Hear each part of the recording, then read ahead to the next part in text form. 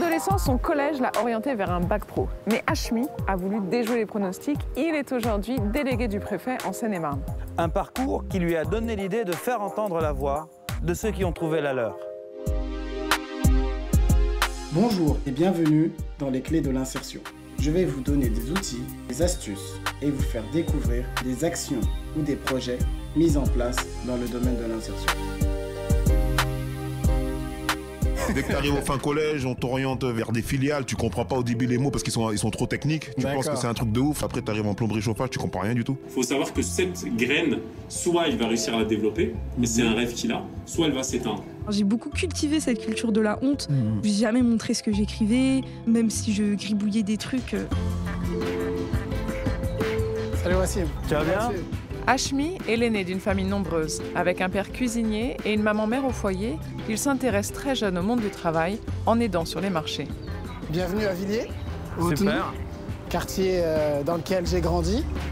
Orienté vers l'électrotechnique, Hashmi se voit pourtant éducateur spécialisé. Il obtient le concours, dirige une maison de quartier avant d'être nommé adjoint au préfet à 35 ans. Un poste qu'il voit au service des habitants des zones prioritaires. Je reprends une musique que j'aime beaucoup, c'est Deux issues de Kerry James, La mort ou la prison. C'est-à-dire que quand tu es dans cet environnement-là et que tu n'as pas de perspective, tu vis au jour le jour. Ça ne te permet pas de te construire. Ce qui fait que tu peux tomber, faire des actes délictueux, tu peux commencer à vendre de la drogue. Pourquoi? C'est pas que c'est bien ou mal. Tu vois pas ce qu'il y a d'autre en fait. C'est ça que je veux dire. Pas à voir ce qu'il y a d'autre. Il n'y a pas de barbelé, il n'y a pas de mur. Mais inconsciemment, quand tu vas aller au centre-ville, quand tu vas aller à Paris, le regard des gens, tu vas pas te sentir chez toi. Tu vas pas te sentir accepté. Parce que le postulat, il est clair. Actuellement, le taux de chômage en France est de 15%. Le taux de chômage des jeunes dans les quartiers il est de 25%, Wassim. C'est qu'il y a un problème. Il y a des dispositifs qui sont mis en place. Mais il faut encore le savoir. Il faut le savoir, mais le problème qu'on a, c'est le lien, la passerelle. C'est-à-dire, tu sors du quartier, qui va te réceptionner?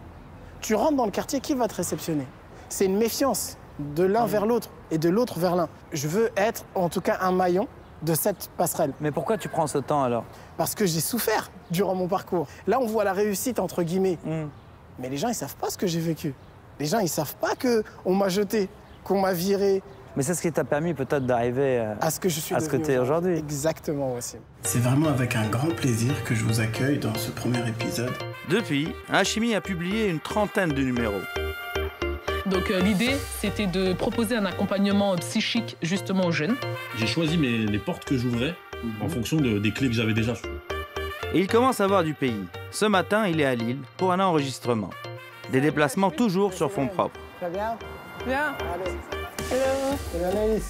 Ça va et toi? Ça va, tu vas bien? Ouais, ça va, merci. On s'installe, on y va? Voilà. C'est un vrai petit studio. Et on est où là alors? Ici, on est dans les bureaux de la boîte collector. C'est une boutique de sneakers lilloise. On est installé, c'est bon. S'il tend son micro à Anaïs, c'est parce qu'elle a élaboré Go On Girls, un programme d'empowerment destiné aux jeunes filles des quartiers. C'est bon? Ouais, c'est parti. Salut Anaïs. Ça va. Dans un premier temps, est-ce que tu pourrais, pour nos auditeurs, nous parler un peu de ton parcours, qui tu es? Je suis une passionnée de la culture hip-hop.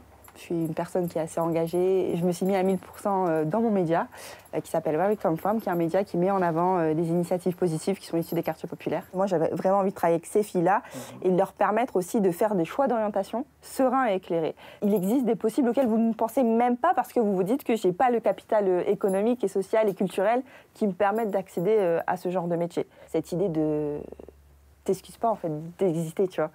Je sais pas comment l'expliquer, mais c'est un peu cette idée-là. En gros, where we come from. Voilà, exactement. Belle conclusion. Voilà, tu vois. Merci Anaïs. De rien.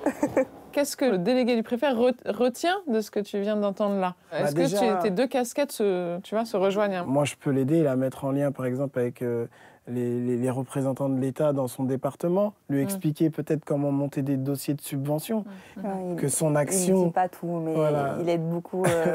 C'est peu commun de rencontrer des gens qui représentent l'État, tu vois, qui viennent avec toi sur le terrain, qui prennent le temps de parler avec toi, et en plus qui t'aiguillent. Donc ça aussi, c'est important, ce travail-là en sous-marin, en fait, finalement. Oui.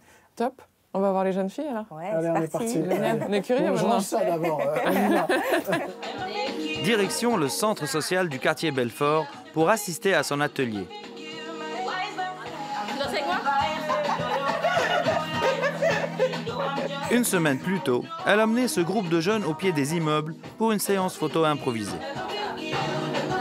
Quand vous êtes comme ça en extérieur, vous voyez ces filles dans la rue, qu'est-ce que vous dites? Elles sont trop belles. On dirait vraiment qu'on a confiance, genre en nous, vraiment. Genre la trouver quand elles s'imposent.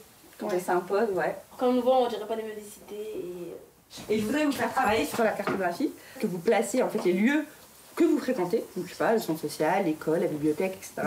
Et que vous me dites les endroits où vous vous sentez super à l'aise, les endroits où vous vous sentez moins à l'aise. Et est-ce que vous vous sentez en sécurité par contre si je vous dis il est 20h30 et vous êtes en plein centre de l'île? On sait pas ces personnes qu'on va croiser alors qu'au quartier, il est 20h30, tu t'attends un peu avec qui tu vas rencontrer. Ah ouais, chez elle, elle sort avec une matraque. C'est vrai? Oh, mais t'es sérieux, t'as une matraque dans ton sac? Non, mais je crois pas. Elle a une double vie. Bah, elle a bien Non, mais c'est un truc. Elle a trop raison, elle a trop raison. Je me dis qu'on est arrivé quand même à un niveau d'insécurité qui est assez important en fait pour qu'une jeune fille de 15 ans se balade avec une matraque dans son sac à main. Elle a dans le vieux. Signé.